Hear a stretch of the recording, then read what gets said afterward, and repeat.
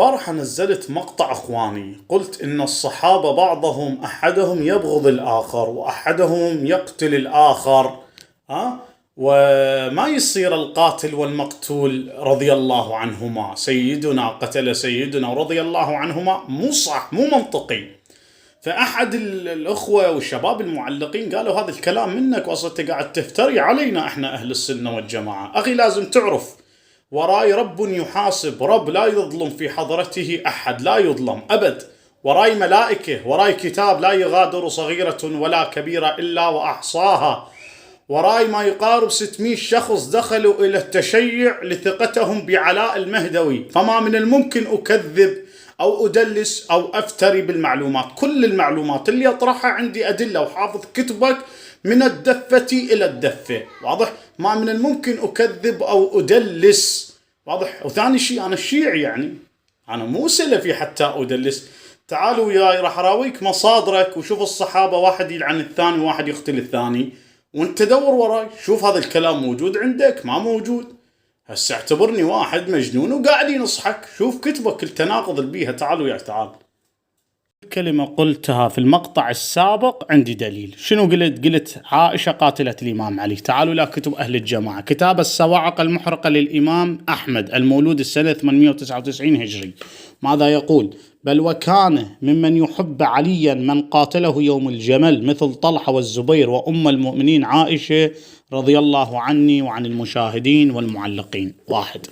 وشنو قلت؟ قلت الإمام علي لعن معاوية وعمر بن العاص. كتاب الإمام علي ماذا يقول؟ وقد قرأت كتاب الفاجر بن الفاجر معاوية، والفاجر بن الكافر عمر بن العاص. يا كتاب تاريخ الطبري لأبي جعفر محمد بن أبي جرير الطبري، ابن جرير الطبري المولود 224 هجري.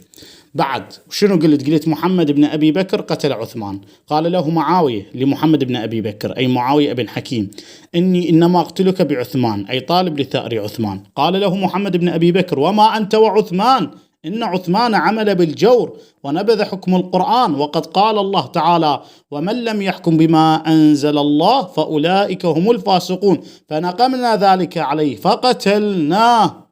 هسه يا قاتل عثمان محمد بن أبي بكر. بعد شنو سووا الجماعة؟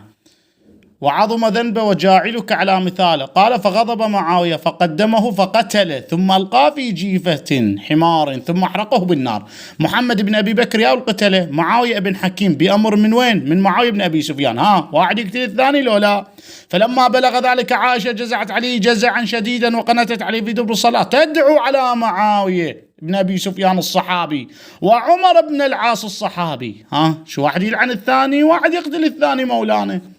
طيب تاريخ الطبري. بعد تعال كتاب الإمامة والسياسة للإمام الفقيه أبي محمد عبد الله ابن مسلم. تعال يلا يا عنوان كتاب بيعة علي بن أبي طالب كرم الله وجهه لما دخل عمر بن الخطاب إلى دار الزهراء: والذي نفس عمر بيده لا تخرجن أو لا أحرقن من فيها على دار الزهراء. فقيل له: يا أبا حفص إن فيها فاطم. قال: وإن يعني وذا فاطمة. بعد تعالوا يا أبتا، فاطمة نادت: يا أبتا يا رسول الله، تشكو حزنها إلى النبي، ماذا لقينا بعدك من ابن الخطاب ابن أبي قحافة.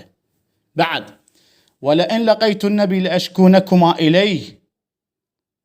فقال أبو بكر: عائذ بالله تعالى من سخطه وسخطك يا فاطمة. ثم انتحب أبو بكر يبكي. بعد تعالوا فقال عمر لأبي بكر: انطلق بنا على فاطمة فإنا قد أغضبناها.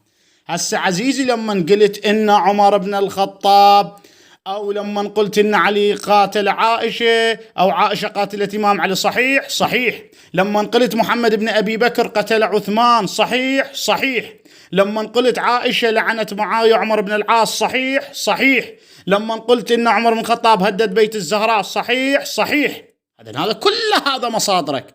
إذن شو كلهم رضي الله عنهم؟ شو واحد يلعن الثاني، واحد يحرق بيت الثاني، واحد طابخ الثاني، واحد يهدد بالثاني، وكلهم رضي الله عنهم. يا أخي أفيقوا، هذه مصادركم، هذه كتبكم، هذه التي أمامكم، افتحوها. والله العلي العظيم لو فتحتم التاريخ برؤية حق، برؤية بعيدة عن التعصب، والله لتشيعتم. واسألوا الأخوة الذين تشيعوا قبلكم كانوا ينظرون إلى الشيعة بتعصب، فتحوا التاريخ وفتشوا ببواطن الكتب، وإلى الآن هم متشيعين ومناظرين. تحياتي إليك ولتعليقك.